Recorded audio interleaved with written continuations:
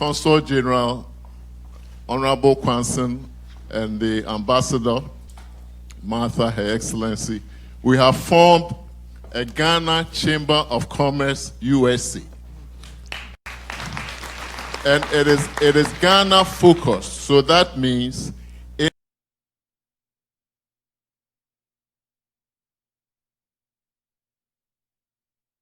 anybody who is intentional about establishing business in Ghana, come join us, so that we relieve the burden of everybody rushing to Ghana to see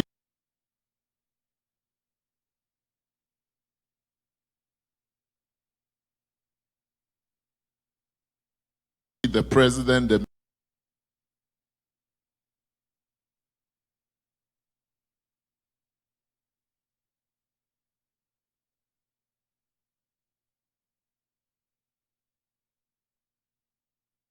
minister, and all that, and coming back to complain. We expect to be able to vet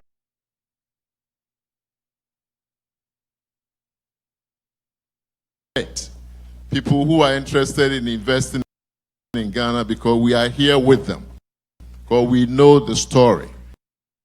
We know who is for real and who isn't before we bring them to Ghana. So this is a serious thing that we put together. It was conceived originally by a person that most of you know as Mr. CNN. Okay, and I came along to put flesh and body to it. And on that note, some of our members have some presents for you. No, it's not a question. We just want to do this real fast. First, it's not a real quick, will be out of your way. So Mr. Kwabs is a fashion designer and a member of the chamber, and he has some presents for you. So come on up, real quick. One. And then following, come, Katie, away last. One at a time. Yeah, real quick. Yes, Mr. President can take them and then divide. Okay, let's do this a picture. Kofi.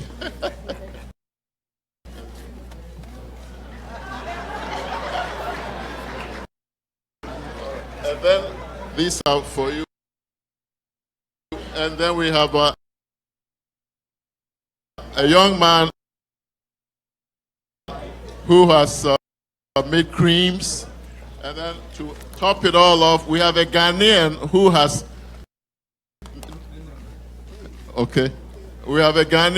has, designed and manufactured cell phones. Katie, pull one out.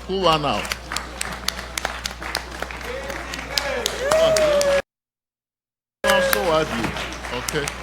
And he has one for the president, one for the first lady, and all the ministers and the chief of staff. So with that, we congratulate you one more time, and we welcome all of you who want to do business in Ghana to join us. Thank you all.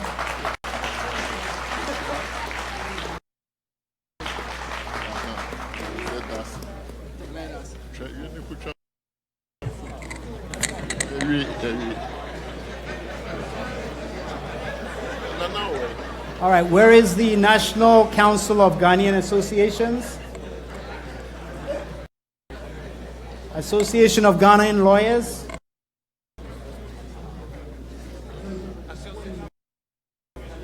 Ghanaian Engineers and Architects of America? All right, so I'm really going to plead with you. Please make it as short as possible. No more than 1 minute, please. Please go. Welcome to New York, Your Excellency, and your entourage, Madam Ambassador. Good evening. Congratulations, Mr. President. It's good to see you again in New York. I was in Accra, and I came to Chibi also to witness everything that went on. So I stand as a very proud Ghanaian for everything that went on. As president of the Association of Ghanaian Lawyers, I think our interest would have been the question on the special prosecutor, which I'm sure you adequately answered already. But I just wanted to sort of just ask you very briefly. I think everybody thinks that the prosecutor has to be an independent, truly independent person, devoid of any influence of your presidency and the party. And I know that names have been thrown out, but if you could speak for a brief moment about how independent they're going to be. We're speaking from New York, we know the context of Africa, but I believe in your legal knowledge. I know that at one time we called you the law, and so you do understand how democracy works. So if you'd speak for a moment about that. Thank you. Again, congratulations. Thank you very much. Who's next? Engineers? Yeah. All right, please, very quick. Oh, I see. Less than a minute.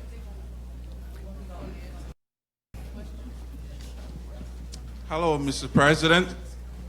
Congratulations on your win in your superb victory. We're so proud of you. My name is George Corley, and I'm the president of the Ghanaian Engineers and Architects Association of America. So being an engineer, it's obvious my question is going to be related to infrastructure development. Even this coming July, we have invited your Honorable Minister Kwesi Amakwata to be our guest speaker at our annual event right here in New York. And our theme is the role of the Ghanaian engineers here in the infrastructure development and economic development of Ghana. And that's what we are going to be debating on and talking about. My question to you is this. Do you have, or your administration have, an infrastructure development master plan for the country where it is structured in a way that no subsequent administrations will have the ability or the authority to change that master plan, so that the development program will be sustainable and continue regardless of who is the president or what administration is in place at that time?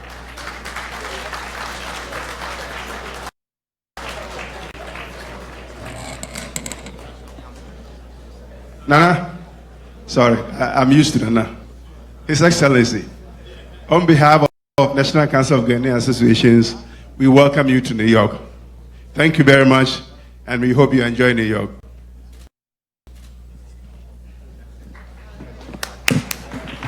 That's the way I like those questions. Yes. The Office of Special Prosecutor. How independent is the Special Prosecutor? First of all, the office is going to be established by an act of Parliament. And the tenure of the occupant is going to be guaranteed by the provisions. We've seen it in other areas of our governance system where people like the Electoral Commission is there operating on the same basis of judges of the Superior Court. They can only be removed from with cause. They have security of tenure. Their emoluments are charged directly on the consolidated fund. It is the same way in which the Office of Special Prosecutor is going to work. It's also going to be approved by the Parliament, but approved by the Parliament by a majority in the Parliament that will make it a bipartisan exercise. It will not be just the creature of the ruling party. The president that is going to be appointed must get a certain statutory majority in the House. The bill is in the process of being created now, and we'll know exactly whether it's a 2/3 or whether it is an absolute majority of all the members of the House. I suspect it will be the latter. But the process of appointment itself will establish the independence of the occupant of the office. So these are the measures that are being taken to make sure that we get a prosecutor who's truly an independent creature. The master plan. There's a tension in that always, because we are elected for 4 years and people are elected on a program. I think that what we have to do, and we are in the process of doing it, the 4-year plan of our government is going to be unveiled in July, and it will set out specifically the parameters for infrastructural development in our time. To be able to have a master plan that is everybody has to buy into, I'm not so sure that is going to be possible, because at the end of the day, every 4 years, the Ghanaian people decide who should govern them and with what program they should be governed. That program must find expression in the manner in which the development of the country takes place. So, as I say, I understand the concept, but there is a natural tension between that and the principles of democratic accountability. And therefore, I think that what we have to accept is that every government will come with this program. But if the program that you're putting in place is one that carries a certain clarity and lucidity, it is being done and there's value for money in it, it's going to be very difficult for successive governments to come and deviate from what you have initiated, even if you don't complete it. Well, the difficulties we've had in the past, up till now, is that the premises for certain types of infrastructural development have not been clear. When you go into it in depth, you'll find that it is clouded in corrupt procurement, corrupt conclusion of contracts, and therefore it becomes difficult to say that you accept that this should be the way forward. So there are so many issues involved in being able to define clearly how we go forward. My own belief is that if a government comes and puts a program on the ground which is clearly justifiable in terms of the country's needs, the amounts of money that are being committed to it are also transparent and clearly justifiable. It can be established that it is truly value for money which is at stake. I think that the development along those bases becomes the secure way that we make sure that we get what we want in terms of the development of our infrastructure. Thank you. We have time for exactly one more question. One question. Please ask your question. Mr. President. A very short question. Mr. President, my name is Michael Gao, Sergeant Retired. I'm talking about pension payments. I want to hear from you what's going about with our pension payments. And number two, Ghana, I've been an old staff of Ghana Airways in New York. Our surveillance payment, I want to hear from you.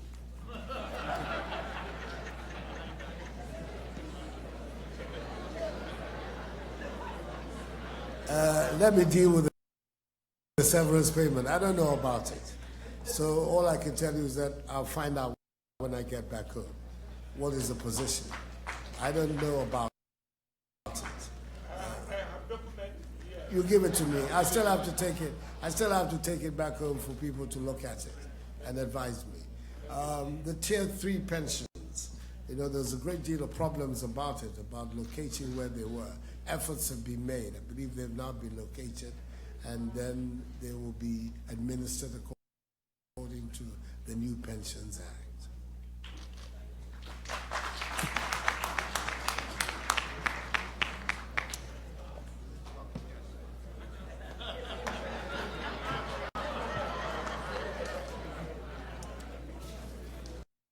So unfortunately, we have to end now. His Excellency has another meeting.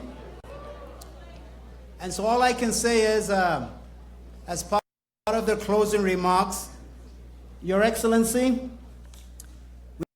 we would like to invite you to come back to New York University on September 18th on the sidelines of the UN General Assembly meetings. We will bring here all of you. So those of you who are in the audience and want to ask a question, he will be back. We will also have a day's worth of activities, financial activities for various ministers as well.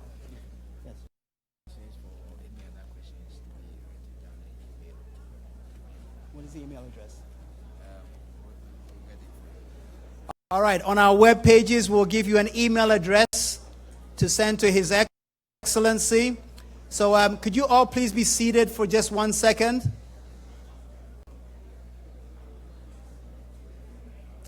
Can you all please be seated for just 1 second?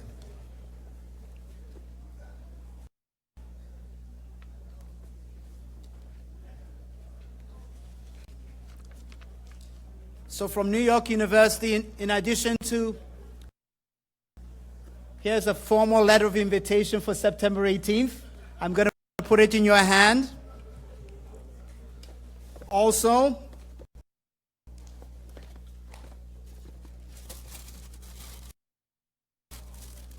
as you all know, I'm very passionate about ties. And so Ferragamo, I don't know anything about fashion, but Ferragamo is one of the big fashion houses, and they make NYU's official tie. And so we're going to give the official NYU tie to His Excellency.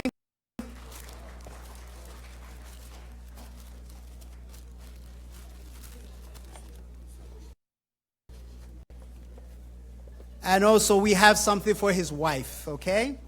And so I'd like to present it to His Excellency right now.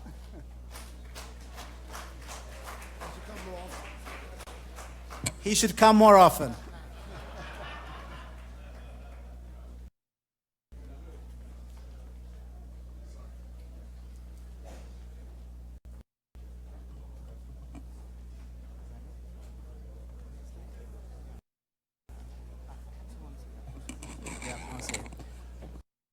Okay, so I think at this stage, I'd like, on behalf of NYU again, to thank His Excellency for coming.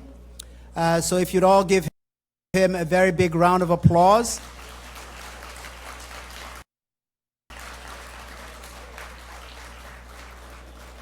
Akosia Buzia, if you'd like to come in the front here with me for a second. And can you all please rise as His Excellency begins to walk out? Can you all please rise?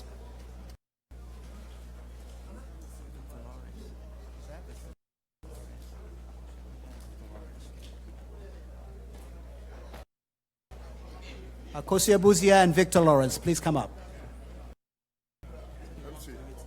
But the departure is not this way. We have to come back this way, right? You can go through that door. I don't know. What briefing have you given the security? Security, they're waiting for us. You told them.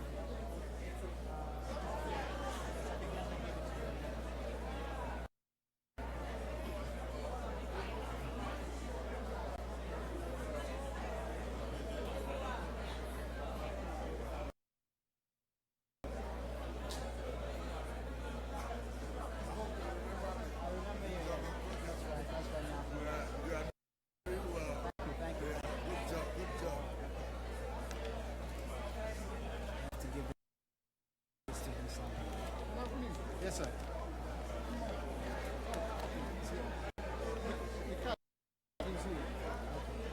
I want you to please read about it. Perfect.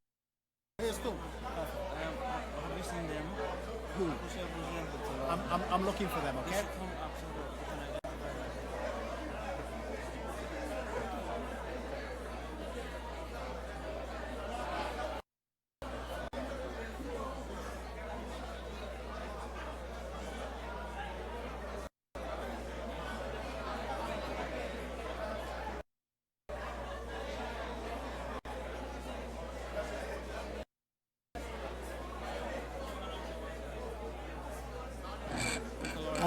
Victor Lawrence. Victor Lawrence, if you're here, please come up here.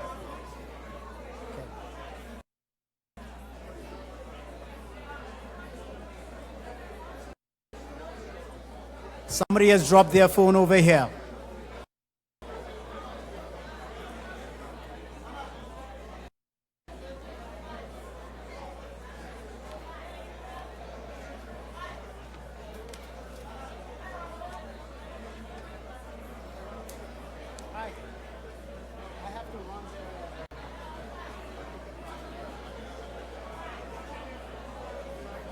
Yeah, well, thanks so much.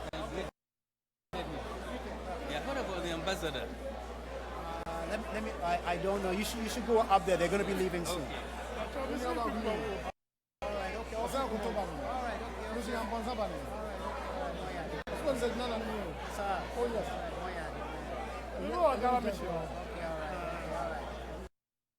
It's me every do what? And I'm the man.